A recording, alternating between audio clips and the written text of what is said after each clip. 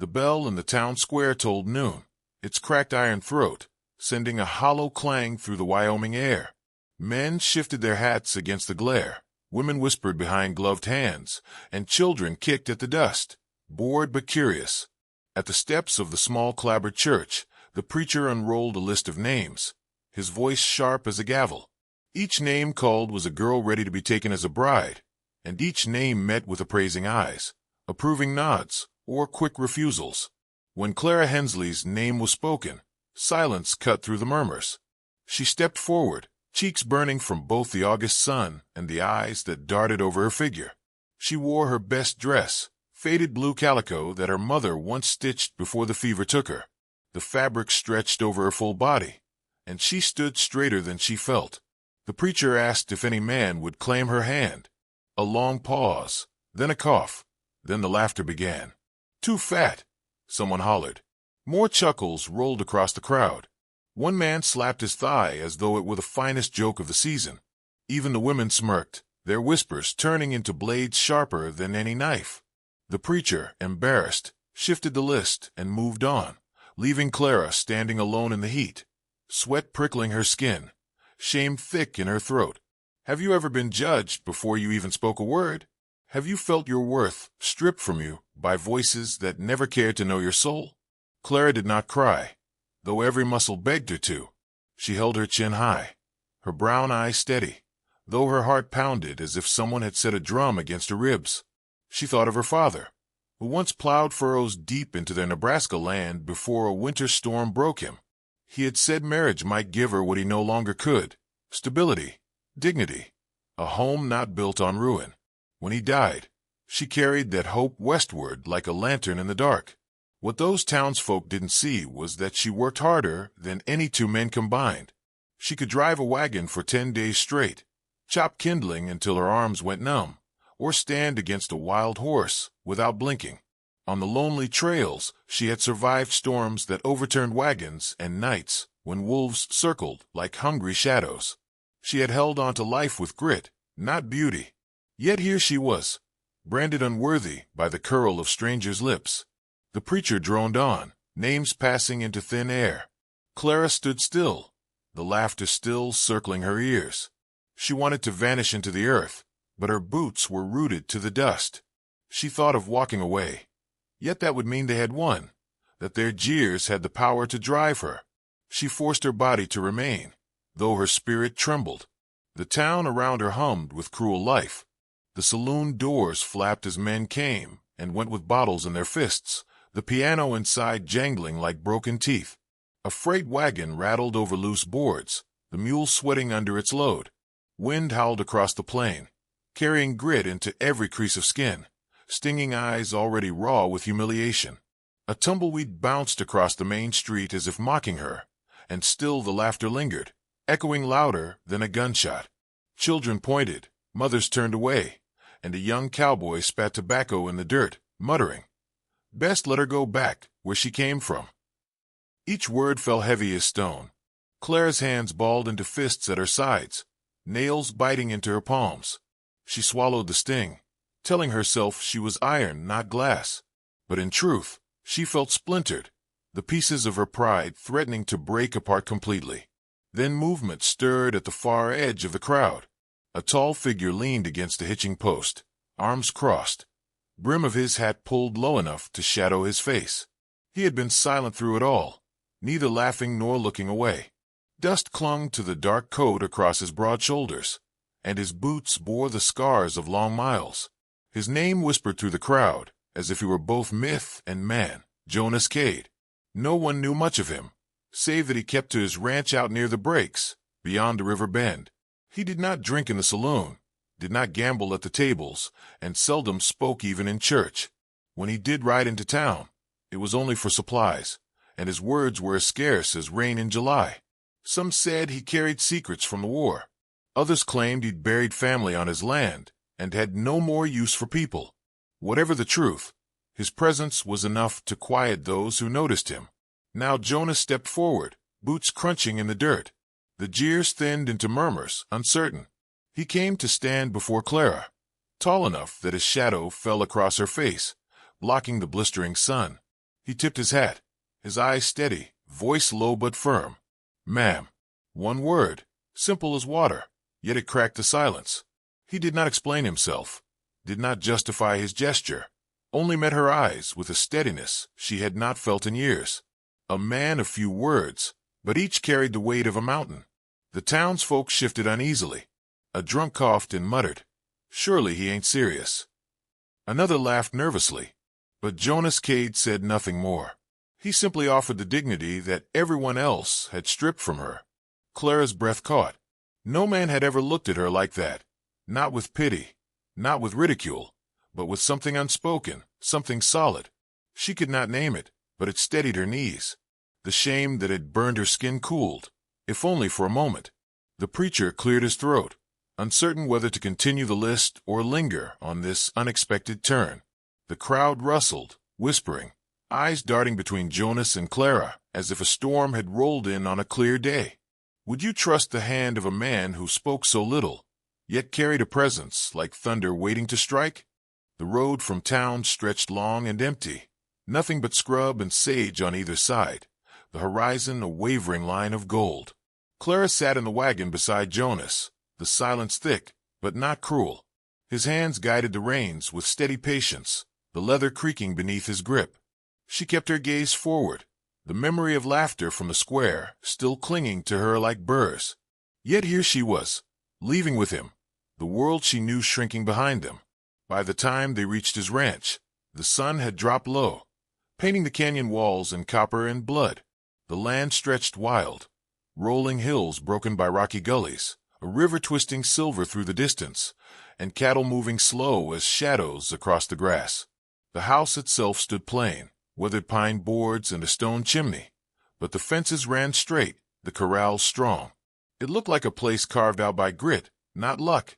Jonas helped her down, his hand rough but careful, as though she were glass.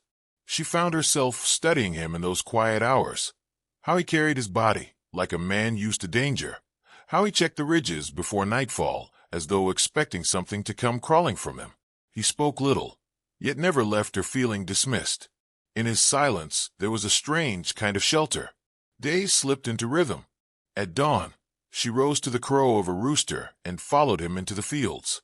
He showed her how to mend wire with pliers, how to ride the ridge and circle the strays, how to keep the cattle from wandering too near the canyon, where footing grew treacherous. Her palms grew blistered, her skirts tore at the seams, and still she felt something bloom inside her that had long been buried. Belonging. The ranch didn't sneer at her size. The soil didn't laugh. The horses only cared if her hands were firm and her seat steady. For the first time in years, her worth was measured not by whispers, but by sweat. Yet the town did not forget. When she returned with Jonas on Sundays for supplies or to sit stiffly in the pew, she felt eyes rake over her like hot iron. Jonas Cade must be desperate. One woman hissed as Clara passed. Another muttered, she must have tricked him, poor man. Their words sank deeper than she wished they would. One morning, after service, Clara lingered outside while Jonas tied their horse. Inside, the church ladies clustered in the shade, voices low but sharp. She lured him with pity. One said, "Can't be love. Look at her." Clara froze, her throat tightening. The words cut worse than any knife. She wanted to storm in, shout that she could split wood faster than their husbands, ride harder, work longer, but what good would it do? She walked back to Jonas, with her eyes lowered, shame prickling like thorns beneath her skin. That night, as she sat on the porch, she whispered into the dark, "Why would a man like him choose me?" The words slipped before she could hold them back. She thought he hadn't heard, but Jonas turned his head slightly, the firelight catching the shadow of his jaw. He said nothing, but his silence felt heavier than usual, as though the question had struck somewhere deep. Then strangers came. The first time Clara saw them, they were riding into town, a dust cloud curling behind their horses.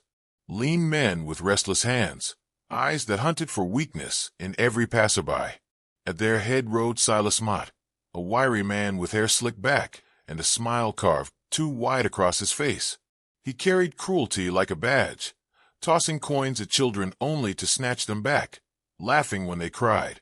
They drank hard in the saloon, rattled dice until the night bled into morning, and when that grew dull, they turned their amusement outward. Jonas's quiet manner caught their eye. "Look there," Silas jeered one afternoon when Jonas rode into town with Clara, the mute cowboy with his cow bride. The men roared, spittle flying, boots stomping. Clara's cheeks burned. She felt every eye upon her, the sneer ringing louder than gunfire. Jonas dismounted without a word, helped her down as though the mockery did not exist. But his silence, for the first time, unsettled her. Would you have walked past their laughter, or drawn steel? She asked herself that as she stood straight under the weight of their scorn. Jonas guided her into the store, his jaw tight, his eyes storm-dark beneath the brim. The outlaws lingered, feeding on cruelty. They tipped hats mockingly when Clara passed, tossed slurs like stones.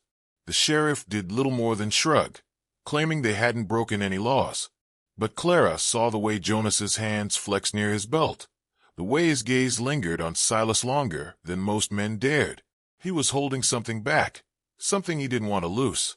One evening, as the crickets sang and the moon rose over the ridges, Clara prepared to ride out toward the canyon to fetch strays. Jonas stopped her with a sudden sharpness in his voice she had never heard. "Not near the canyon." She froze, reins in her grip. "Why not?" His eyes cut to hers, hard as flint. "Because I said." The words dropped like iron. It wasn't anger alone in his tone. It was command, the kind that brooked no argument. She had heard officers use such voices when ordering men into line. Clara hesitated, then looked closer at him. In the firelight, she saw scars crawling along his forearm, pale ridges that spoke of knives or bayonets. His saddle bore bullet marks, leather split where lead had struck. He always checked the horizon before sleeping, his rifle never far from reach. The pieces slid together slowly in her mind, chilling her blood. Jonas Cade was no simple rancher. He had lived a life soaked in violence, one he refused to name. Whatever he had been before this quiet existence, it lingered in him still. That night she lay awake, the creak of the rafters above her sounding like distant footsteps. She turned his warning over and over in her thoughts. The canyon wasn't just dangerous ground. It was tied to something in his past, something he would not let her near. She wondered if she had stepped into a life safer than her old one, or one far more perilous. The smoke woke Clara before the rooster. It slid beneath the door and into her throat, thin and bitter, and by the time she flung it open the whole eastern sky pulsed orange. The barn roared with dry heat, beams spitting sparks, hay bales exploding like tinder. Jonas was already running, coat half on, bucket in one hand, the other cutting the air as if to carve a path through flame. She followed with another pail, boots skidding in the dirt. Together they formed a human chain to the pump. Splash, run, splash, while cattle bawled and stamped, eyes rolling white. A crude sign dangled from a corral rail, painted with a grin that was all teeth. "Welcome, cow bride." Jonas didn't look at it, his face set to stone. He drove himself at the fire with a fury that was entirely silent. Clara soaked the roofline, cursed when embers ate her skirt hem, and slapped it out with her palm. Heat pressed against her skin, like a hand trying to shove her backward. When the roof moaned and sagged, Jonas hauled open the side door, loosing a white-faced mare that skittered past them in a panic. The wind finally changed, God's mercy, and they won a wedge of ground, enough to save the tack room and half the hay. By daylight the barn stood like a charred rib cage against the blue. They counted losses with soot on their tongues. 10 had gone, hoofprints leading toward the canyon. The sign creaked in the new sun, a cheap laugh on splintered wood. Clara pulled it down and snapped it over her knee. The brakes sounded like a bone. They rode into town thick with the stink of smoke and sweat. The sheriff slouched on a chair outside his office, boots crossed, a toothpick perched in his mouth like a flag of surrender. He didn't rise when Jonas dismounted. He didn't look surprised when Jonas laid out the theft. "Boys are restless lately," the sheriff said around the toothpick. "No proof who did it."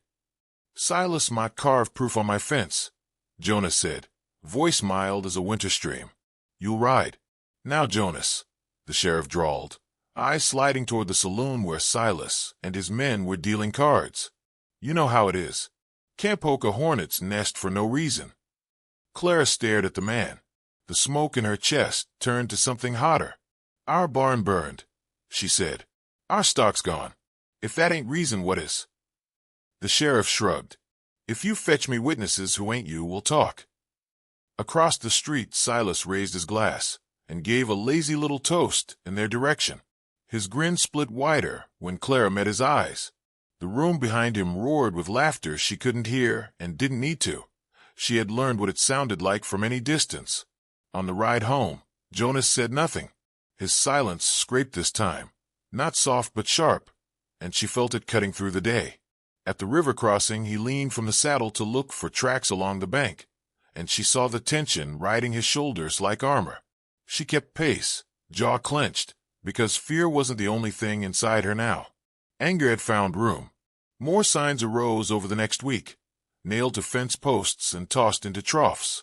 A painted udder, a cartoon heart with horns, words meant to bruise. Tracks led toward the breaks, where rock teeth bit into the sky and shadows pooled by noon. Jonas tightened the patrols, rode the North Ridge at dawn, checked the gullies twice by sundown. He began to sleep closer to his rifle. It lay by the bed like a dog that had decided to keep guard again. When more cattle vanished, Clara saddled the bay mare before dawn without waking him. She left a note on the table, back for dinner, and tucked a coil of rope behind her saddle. The air still smelled faintly of ash. She followed the hoofprints south until the ground turned from grass to broken shale, and the canyon opened like a mouth against the horizon. Far below, the river flickered in narrow strips, a knife pretending to be a ribbon. She spotted the strays in a bowl of stone, thin and skittish. Before she could whistle, 3 riders edged out from a cut in the rock. Silas led, reins loose in his hand, a cigarette hanging from his lip as if the canyon were his parlor. The other 2 fanned left and right, easy, practiced. Look who followed the trail. Silas sang lightly. Afternoon, bride. Afternoon, Clara said, as if they were discussing weather. She kept her hand still. The bay twitched under her, eager to bolt, but the mare listened when Clara murmured. She had learned that control began in the breath. Silas studied her the way a fox studies a hen that refuses to cower. You're off your range. Might get lost. Hard to pull that much girl up a cliff. His men snorted. Clara felt the old sting try to rise, but she had burned most of it away in the barn fire. What was left hardened. You've got cattle that aren't yours, she said. They don't like your smell. They'll follow me. And before fear could argue, she put 2 fingers in her mouth and whistled, sharp as a hawk's cry. The stray's ears flicked. She nudged the mare forward, body loose and confident, dared the cattle with her posture to keep close. A man can break a herd with a whip. A woman can gather one with stubbornness and clarity. Silas laughed delight, but it was a tight sound that told her she'd struck a nerve. He sidled closer, hand ghosting near his gun as if to remind her who he was. You're brave, I'll give you that. Brave and foolish are kissing cousins. Then you'll appreciate family, she said, and drove the mare between him and the strays. Stones shifted under hoof. Pebbles rattled into the gorge. She didn't look down. A rifle cracked. The shot hit a slab of rock a yard from Silas's boot and spat dust into his stirrup. Another shot rang from a different angle a heartbeat later, pinning the second rider in place, as if the air itself had turned to iron. Move and I'll take your hat, Jonas called from nowhere. Clara turned and found him ghosting the rim above, pressed low. Rifle settled like an extension of his breath. He had climbed there fast and quiet, and in that moment Silas saw something he had not reckoned with. The rancher's silence could reach across distance and strike. The outlaws held their hands away from their belts. Jonas's third bullet scratched the rock by Silas's knee, almost tender, a promise and a line. They backed off because cowards study odds, like preachers study scripture. Clara guided the cattle out of the bowl, while Jonas kept the canyon speaking in his language of warning shots. When they reached the scrub, he slid down a cut path she hadn't noticed, rifle slung once more as if it had never been angry. Why? She asked, breathless and shaking only now that the danger had thinned. Why didn't you let me know you were coming? Because you shouldn't have been here at all, he said, voice rougher than usual. Anger flashed, unhidden. You ride alone into a pocket where 3 men can box you in? The ground's treacherous. One mistake and you're gone, she finished softly. He could have said dead. He didn't. The word hung there anyway. They stood facing each other, dust floating in the heat between them like 1,000 unspoken things. His eyes softened by a fraction, as if he had fought and lost a battle with himself. You're stronger than they'll ever know, he said finally. Stronger than you know. But don't ever wager that strength against numbers and gravity. The news reached them on a night heavy with heat, when even the crickets seemed restless. A rider came hard from town, horse lathered, voice cracking as he shouted the words that split the quiet open. Silas Mott had taken the blacksmith's youngest boy, no more than 12. They found the boy's cap nailed to the post by the canyon trail, and Silas left word that unless Jonas Cade came to meet him by sundown, the child would hang. Jonas stood in the doorway, shoulders squared but face unreadable. Clara felt the weight settle in her bones like stone. The ranchers' vow not to kill pressed against the reality of a boy's life, held by outlaws who mocked every law but their own. She placed her hand over his arm before he could speak.